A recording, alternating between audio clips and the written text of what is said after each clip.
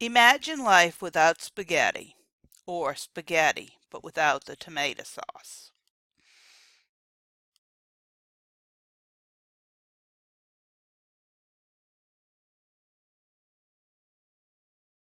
Or imagine life without french fries and ketchup, or peanuts, or tobacco, or chocolate.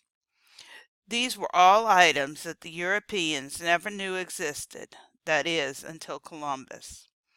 Today, the Italians are known for many of their tomato-based dishes. The Swiss are known for their chocolates, but before 1492 they had never seen a tomato or a cocoa plant.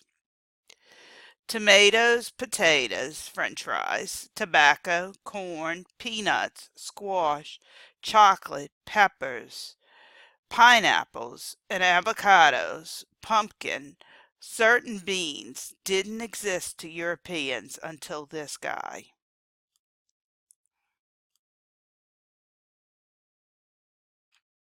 As legend has it, Columbus believed that the earth was round, while everyone else thought it was flat. As he sailed west across the Atlantic Ocean, his crew nearly mutinied, thinking that they would fall off the edge of the earth. Just then, the story goes, the crew spotted land. Christopher Columbus had discovered America, the first European to touch American soil. How is this wrong? Well, Renaissance scholars during their time studied ancient Greek and Arab scientists who had shown that the earth was a sphere. Native Americans had discovered the uninhabited West thousands of years before Columbus, and Norsemen led by Leif Erikson had landed and briefly settled on what is now Newfoundland, Canada, about 500 years before Columbus's journey. He was an experienced navigator who took on a highly dangerous voyage into unknown waters. Others had tried and were never seen again. Christopher Columbus did change history.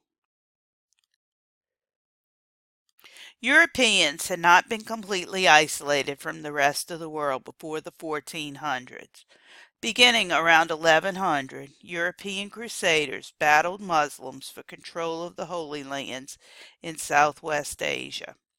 In 1275, the Italian trader Marco Polo reached the court of Kublai Khan in China. For the most part, however, Europeans had neither the interest nor the ability to explore foreign lands. That changed by the early 1400s.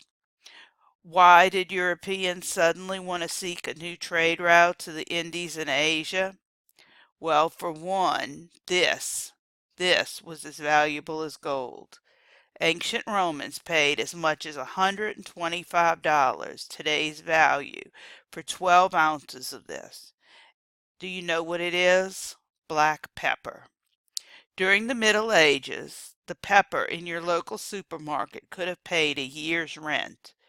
By the late 1400s, the desire to share in the rich spice trade of the East spurred Europeans to explore the oceans. Other valuable spices were cinnamon, cloves, nutmeg. People use spices in many ways: to preserve food, to add flavor to dried and salted meats, and to make medicines and perfumes. Through overseas exploration, merchants and traders hoped ultimately to benefit from what had become a profitable business in Europe, the trade of spices and other goods from Asia. Because demand for these goods were higher than supply, merchants could charge high prices and thus make great profits.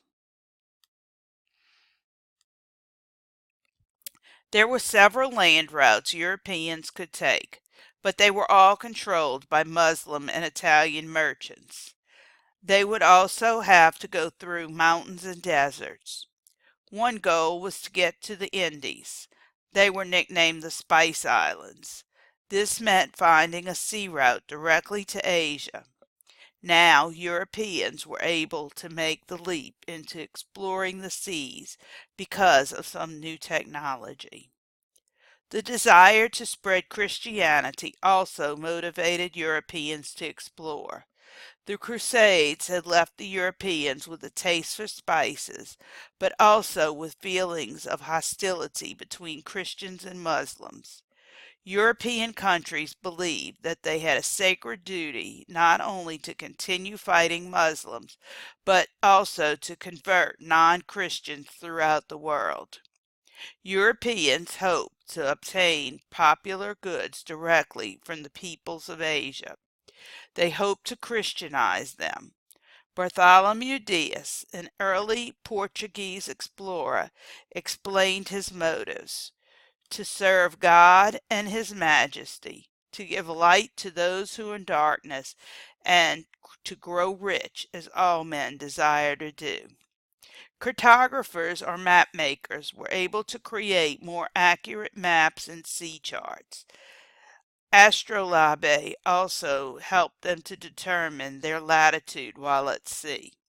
This was originally designed by the Greeks and later perfected by the Arabs.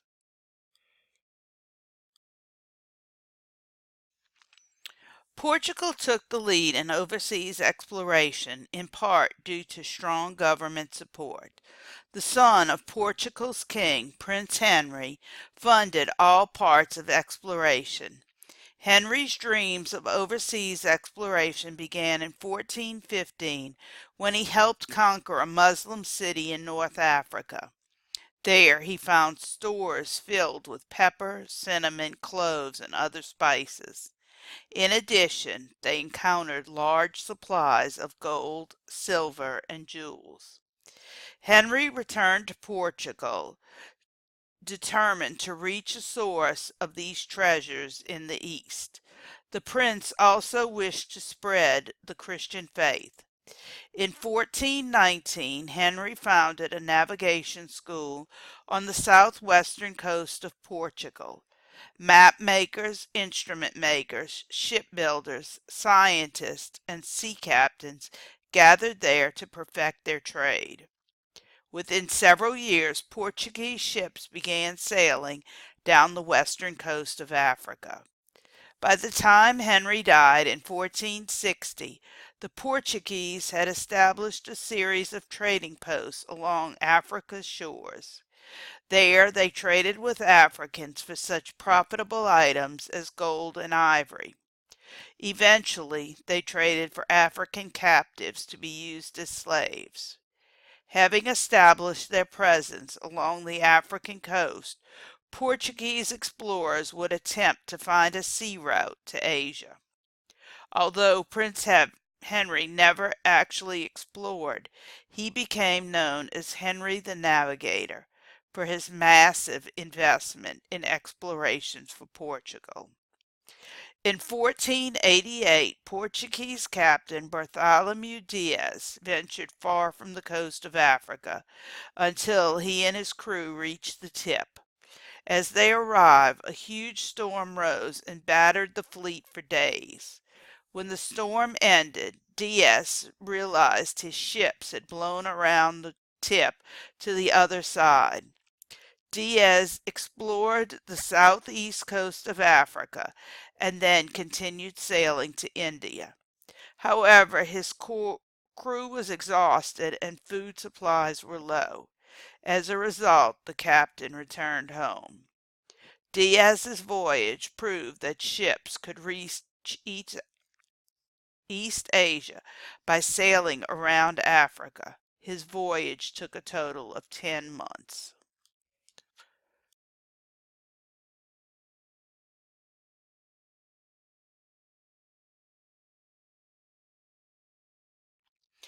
With the tip of Africa finally rounded, the Portuguese continued pushing east. In 1497, Portuguese explorer Vasco da Gama began exploring the eastern African coast. In 1498, he reached the port of Calicut on the southwestern coast of India. Da Gama and his crew were amazed by the spices, rare silks, and precious gems that filled Calicut's shops. The Portuguese sailors filled their ships with such spices as pepper and cinnamon and returned to Portugal in 1499. Their cargo was worth 60 times the cost of the voyage. Da Gama's remarkable voyage of 27,000 miles had given Portugal a direct sea route to India. The trip back was rough. He lost half of his ships and many of his crew to scurvy.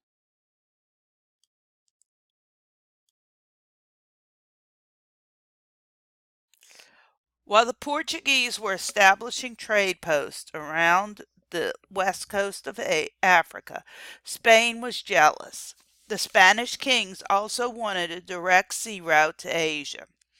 For years, an Italian sea captain named Christopher Columbus attempted to get financing for his bold plan, finding a route to Asia by sailing west across the Atlantic Ocean instead of east. He was looking for the East Indies, which is modern-day Indonesia. They were nicknamed the Spice Islands. After being turned down by the Portuguese, Columbus was finally able to get his scheme funded by the King and Queen of Spain, King Ferdinand and Queen Isabella. Columbus's plan made sense, but he made two errors. First, he underestimated the size of the earth, and second, he had no idea that two continents lay in his path. In 1492, Christopher Columbus set sail. Columbus greatly miscalculated the circumference of the earth by about 7,000 miles. His ships had not supplied enough food or water for the trip. He did not reveal to his crew how far they had actually traveled. In October of that year, Columbus reached an island in the Caribbean. He thought that he had reached the East Indies, or the Spice Islands. Hence the natives who lived there were called Indians. Although he hadn't hit his target, his voyage would open the way for European colonization of the Americas, a process that would forever change the world.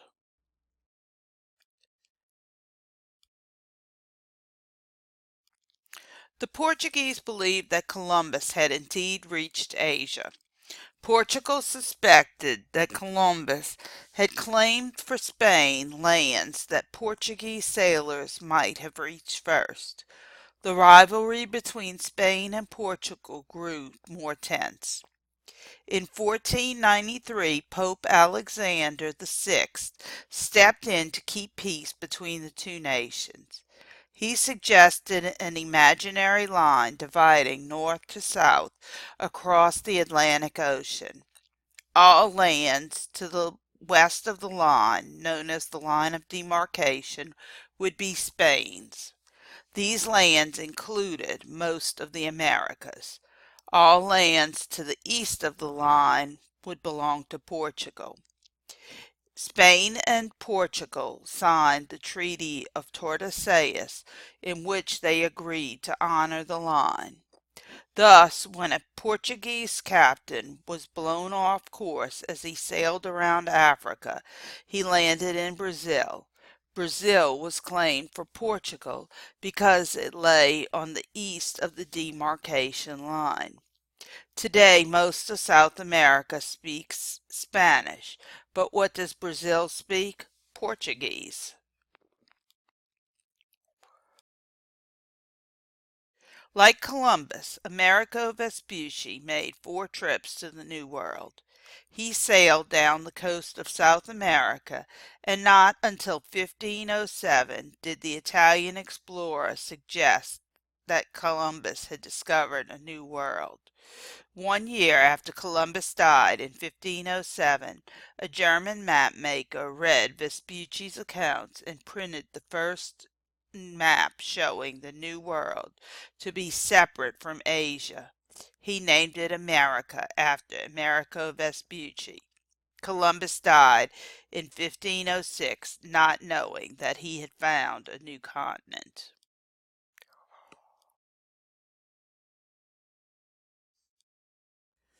On September 20th, 1519, the Portuguese explorer Ferdinand Magellan set out from Spain with 5 ships to find a path through North and South America. As the ships sailed south and west through storms and calms and tropical heat, Magellan had to put down more than one mutiny. At last the fleet reached the coast of South America. Carefully they explored each bay, hoping for one that would lead to the Pacific.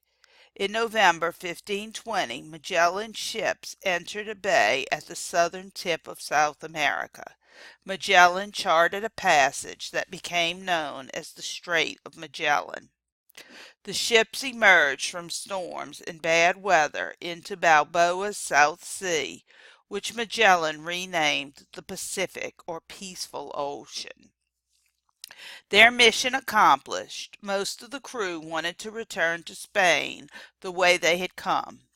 His crew was excited and thought they were going back. Magellan insisted on going on to the Spice Islands. They thought they were just 3 weeks away. But the Pacific Ocean is huge, and the trip took 4 months until he reached the Philippines. The crew was forced to eat old biscuit powder, which dirt that rats had lived in. They also ate oxhide, which they softened with ocean water. The water was yellow and smelled disgusting. Magellan soon found the Pacific was much wider than he imagined. For nearly 4 months, the ship plowed across the uncharted ocean. Reaching the Philippines, Magellan was killed when he got involved in a local conflict. In the end, only one ship and 18 sailors completed the voyage. On September 8th, 1522, nearly 3 years after setting out, the survivors reached Seville. The Spanish hailed them as the first people to circumnavigate or sail around the world.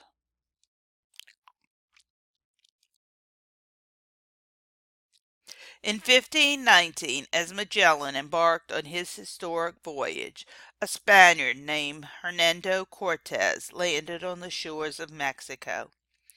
After colonizing several Caribbean islands, the Spanish had turned to conquer the American mainland. Cortez marched inland claiming new lands for Spain. Cortez and the many other Spanish explorers who followed him were known as conquistadors or conquerors. Rumors of lands filled with gold and silver led conquistadors to crush the natives of land that is now Mexico, South America, and the United States. The Spanish were the first European settlers in the Americas. As a result of their colonization, the Spanish greatly enriched their empire and left a mark on the cultures of North and South America that still exists today. Soon after landing in Mexico, Cortez learned of a big and wealthy Aztec empire. After marching for weeks through difficult mountain passes, Cortez and his force of roughly 600 men reached the magnificent Aztec capital of Taquantinsual. The Aztec Emperor Montezuma II was convinced at first that Cortez was a god wearing armor. He let Cortez share in the empire's gold supply, but Cortez was not satisfied. In the late spring of 1520, some of Cortez's men killed many Aztec warriors and chiefs while they were celebrating a religious festival. In June of 1520, the Aztecs rebelled against the Spanish intruders and drove out Cortez's forces. The Spanish, however, struck back. Despite being greatly outnumbered, Cortez and his men conquered the Aztecs in 1521. Why? First of all, the Spanish had the advantage of a superior weaponry.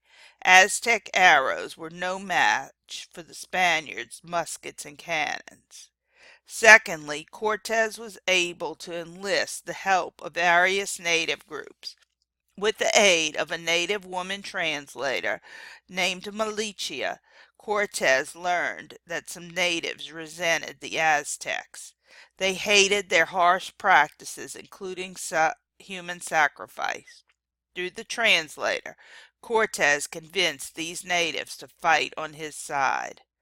Third, disease. Measles, mumps, smallpox, and typhus were just some of the diseases that the Europeans would bring to the Americas. Native Americans had never been exposed to these diseases. Thus, they had developed no natural immunity to them. As a result, they died by the hundreds of thousands. By the time Cortez launched his counterattack, the Aztec population had been greatly reduced by smallpox and measles. In time, European disease would truly devastate the natives of Central America, killing millions of them. In 1532, another conquistador, Francisco Pizarro, marched a small force into South America. He conquered the Incan Empire. Pizarro and his army of about 200 met the Incan ruler, Apahuachua, near the city of Camaraju. Apahuachua, who commanded a force of about 30,000, brought several thousand mostly unarmed men for the meeting. The Spaniards waited in ambush, crushed the Incan force, and captured Apahuachua. Apahuachua offered to fill a room once with gold and twice with silver in exchange for his release. However, after receiving the ransom, the Spaniards strangled the Incan king. Demoralized by their leader's death, the remaining Incan forces retreated from Camaraju. Pizarro then marched into the Incan capital, Cuzco. He captured it without a struggle in 1533.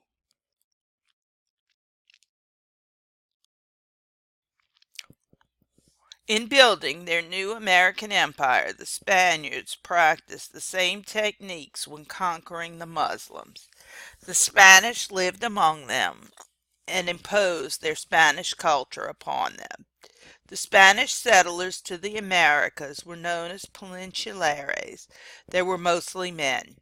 As a result, relationships between Spanish settlers and native women were quite common. These relationships created a large mestizo, or mixed Spanish and Native American population. Although the Spanish conquerors lived among the native people, they also oppressed them. In their effort to exploit the land for its precious resources, the Spanish forced Native Americans to work within a system known as economides. Under this system, the natives farmed, ranched, or mined for Spanish landlords. The landlords received their rights to the natives' labor under Spanish authorities. The holders of economides promised the Spanish rulers that they would act fairly and respect the workers. However, many abused the natives and worked many laborers to death, especially inside dangerous mines. The Treaty of Tordesillas, signed in 1494, had divided the newly discovered lands between Spain and Portugal. However, other European countries ignored the treaty. They set out to build their own empires in the Americas. This resulted in a struggle for North America. The French, English, and Dutch established colonies in North America. Explorer after explorer came looking for the legendary Northwest Passage. This was a non-existent waterway through North America that, if found, would be a highly profitable trade route to Asia. The early French explorers sailed west with dreams of reaching the East Indies. One explorer was Giovanni da Vercinaro, an Italian in the service of France. In 1524, he sailed to North America in search of the Northwest Passage. While he did not find the road, he did discover what is today New York Harbor. 10 years later, the Frenchman Jacques Cartier reached a gulf in the eastern coast of Canada that led to a broad river. Cartier named it the St. Lawrence.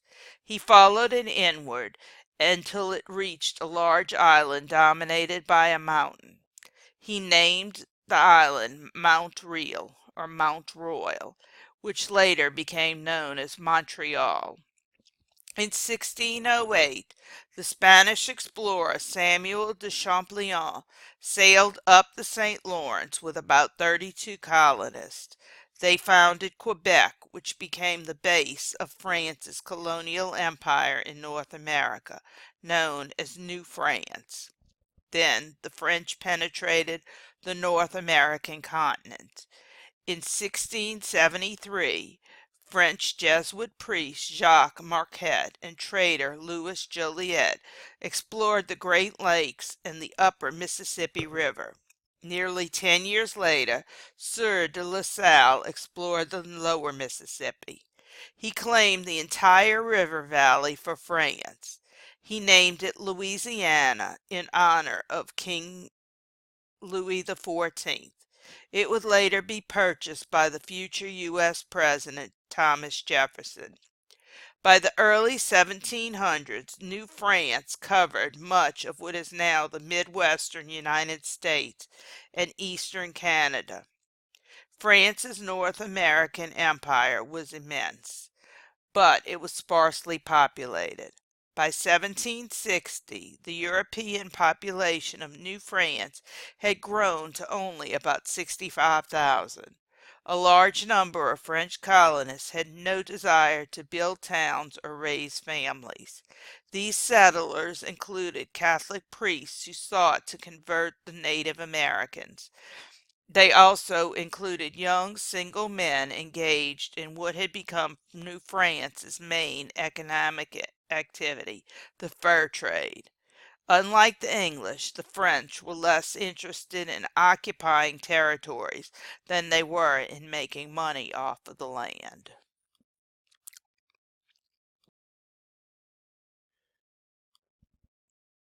The explorations of the Spanish and French inspired the English. In 1606, a company of London investors received from King James a charter to found a colony in North America. In late 1606, the company's 3 ships and more than 100 settlers pushed out of an English harbor. About 4 months later, in 1607, they reached the coast of Virginia. The colonists claimed the land as theirs. They named the settlement Jamestown in honor of their king. The colony's start was disastrous. The colonists were more interested in finding gold than in planting crops. During the first few years, 7 out of every 10 people died of hunger, disease, or battles with Native Americans. Despite the horrible start, the colonists eventually gained a foothold in their new land. Jamestown became England's first permanent settlement in North America. The colony's outlook improved greatly after the farmers discovered tobacco. High demand in England for tobacco placed it as a profitable cash crop. In 1620, a group known as Pilgrims founded a second English colony, Plymouth, in Massachusetts. Persecuted for their religious beliefs in England, these colonists sought religious freedom. 10 years later, a group known as Puritans also sought religious freedom from England's Anglican Church. They established a larger colony at nearby Massachusetts Bay. The Puritans wanted to build a model community that would set an example for other Christians to follow. Although the colony experienced early difficulties, it gradually took hold. This was due in large part to numerous families in the colony, unlike the mostly single male population in Jamestown.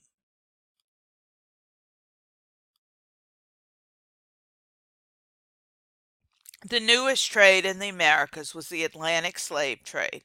Cargo boats had been specially converted for the purpose of transporting slaves and made over 30,000 voyages from the Americas to Africa.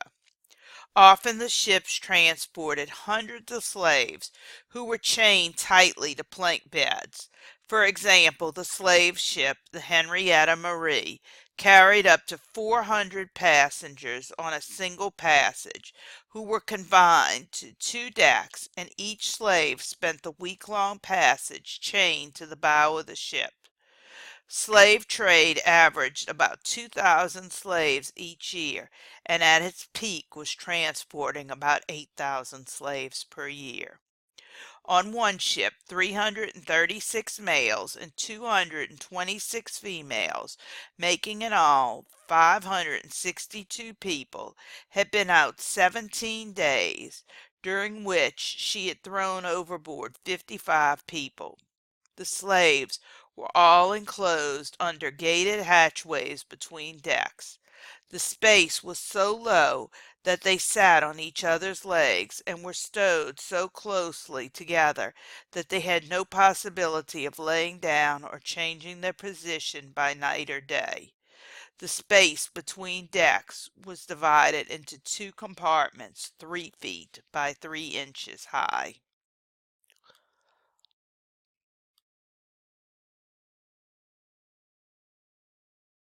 Beginning around 1500, European colonists in the Americas who needed cheap labor began using enslaved Africans on plantations and farms. Slavery had existed in Africa as elsewhere around the world since ancient times. Egyptians, Greeks, Romans, Parisians, Indians, and Aztecs often enslaved defeated enemies. In most regions of Africa, it was a relatively minor institution. The first Europeans to explore Africa were the Portuguese in the 1400s. Initially, Portuguese traders were more interested in trading for gold than for captured Africans. But as millions of Native Americans were dying because of slavery and disease, Europeans looked for replacement slaves. Africans became their replacements. Europeans saw advantages in using Africans in the Americas. First of all, many Africans had been exposed to European diseases and had built up some immunity. Second, many Africans had experience in farming and could be taught plantation work. Third, Africans were less likely to escape because they did not know their way around the new land. Fourth, their skin color made it easier to catch them if they did escape and tried to live among others. The Atlantic slave trade formed one part of a three-leg trade network known as triangular trade. On the first leg, merchant ships brought goods to Africa to be traded for slaves. On the second leg, known as the Middle Passage, the slaves were transported to the West Indies. There, the enslaved Africans were exchanged for sugar, molasses, and other products. On the final leg, these products were shipped to Europe or European countries in the Americas. The prosperity of port cities such as Nantes in France, Bristol in England, and Salem in Massachusetts thus depended in large on slave trade. In the picture on the left, one of the guards is murdering a captive, unable to keep up with the rest. Slaves were taken across Central Africa to the east coast of Africa. Many African rulers and merchants played a willing role in the Atlantic slave trade. Most European traders, rather than travel inland, waited in ports along the coast of Africa. African merchants, with the help of local rulers, captured Africans to be enslaved. They then delivered them to the Europeans in exchange for gold, guns, and other goods. As the slave trade grew, some Africans began saying no to slave traders. So traders just developed new trade routes to avoid rulers who wanted the slave trade to end. Many African rulers continued to participate because they gained so much wealth through the trade. In the picture on the right, one of 132 slaves is being thrown overboard because they are thought too sick to recover from illness. Insurance would not pay for sick slaves or even those killed by illness. However, it would cover slaves lost through drowning.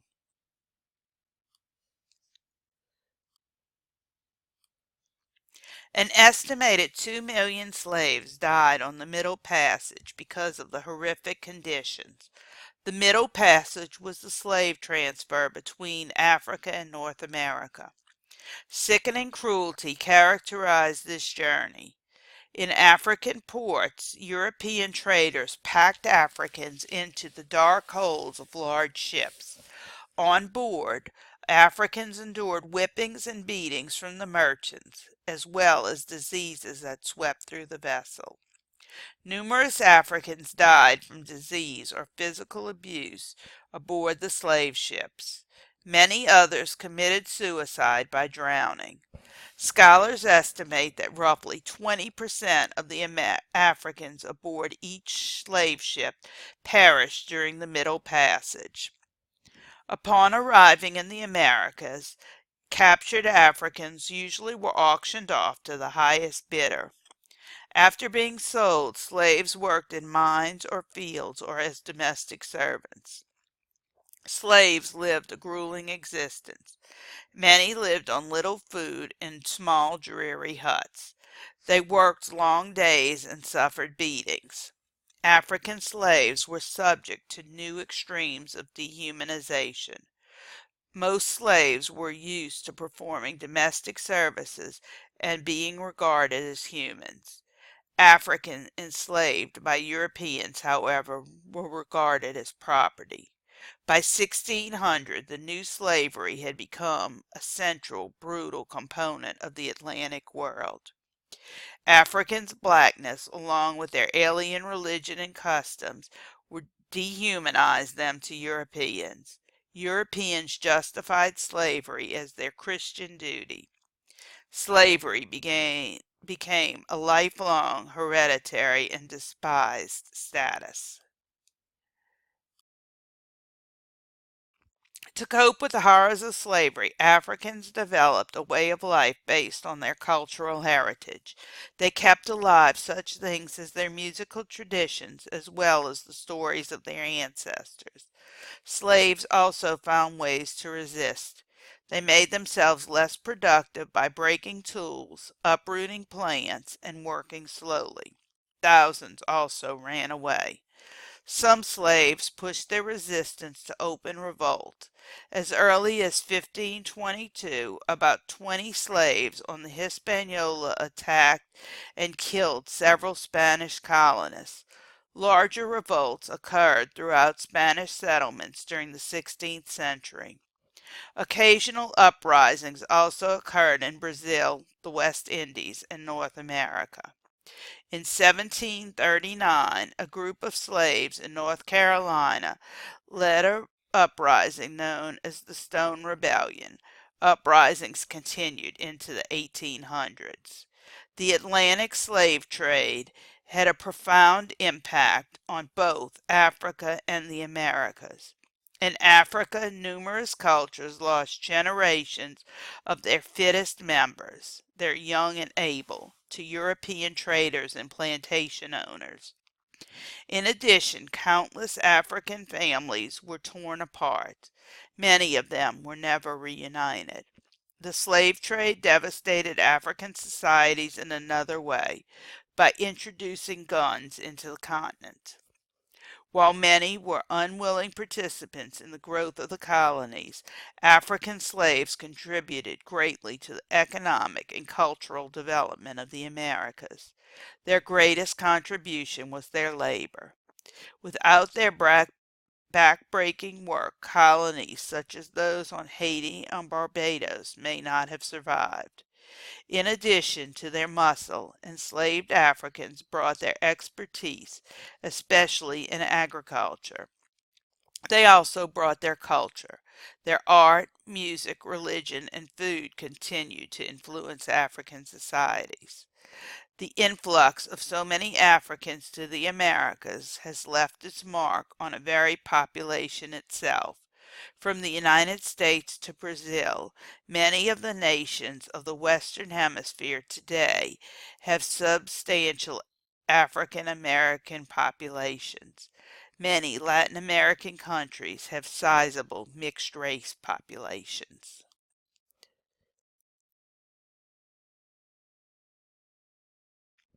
The global transfer of foods, plants, and other animals during the colonization of the Americas is known as the Columbian Exchange. Ships from the Americas brought back a wide variety of items that Europeans, Asians, and Africans had never seen before. They included such plants as tomatoes, squash, pineapple, tobacco, and cocoa beans for chocolate. They also included animals such as the turkey, which became a source of food in the Eastern Hemisphere. Perhaps the most important things to travel from the Americas to the rest of the world were corn and potatoes. Both were inexpensive to grow and nutritious. Potatoes, especially, supplied many essential vitamins and minerals. Over time, both crops became important and steady parts of the diets throughout the world. These foods helped people live longer. Thus, they played a significant role in boosting the world's population.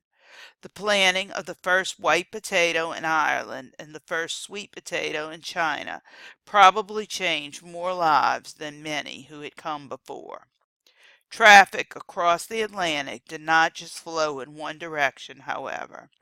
Europeans introduced various livestock animals to the Americas. These included horses, cattle, sheep, and pigs. Foods from Africa, including some that originated in Asia, migrated west in the European ships. They included bananas, black-eyed peas, and yams. Grains introduced to the Americas included wheat, rice, barley, and oats. Some aspects of the Columbian Exchange had a tragic impact on many of the Native Americans.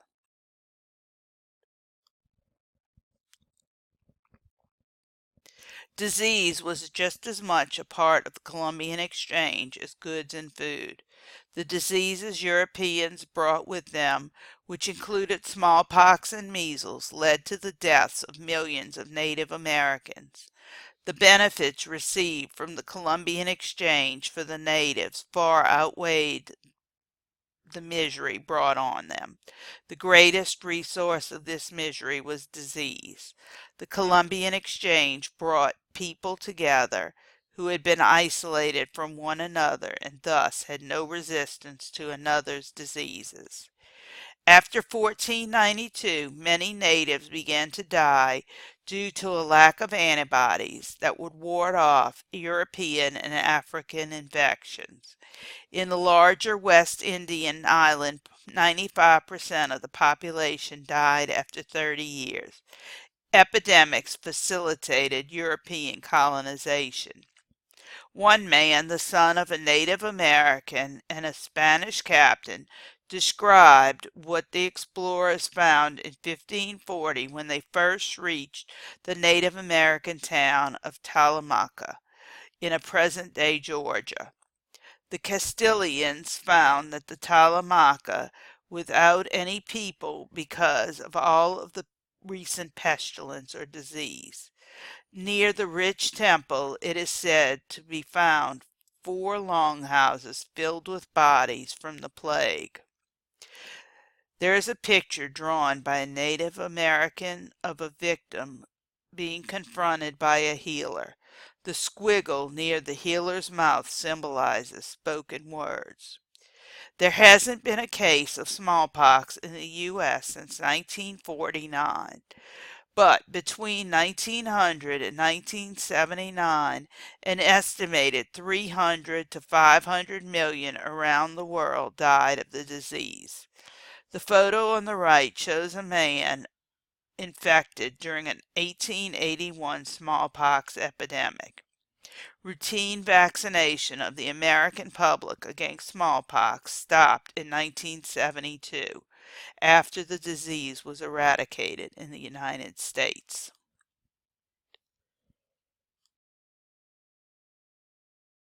European monarchs adopted a new economic policy known as mercantilism, aimed at strengthening their national economies. According to mercantilism, a nation's real wealth is measured in its gold and silver treasure. To build its supply of gold and silver, a nation must export more goods than it imports. Overseas empires and colonies existed for the benefit of the parent nation. Rulers needed to adopt policies to increase national wealth and government revenues. To achieve these goals, European governments passed strict laws regulating trade with their colonies, exploited natural resources, built roads, backed new industries, sold monopolies to large producers in certain areas, and imposed tariffs or taxes on imported goods.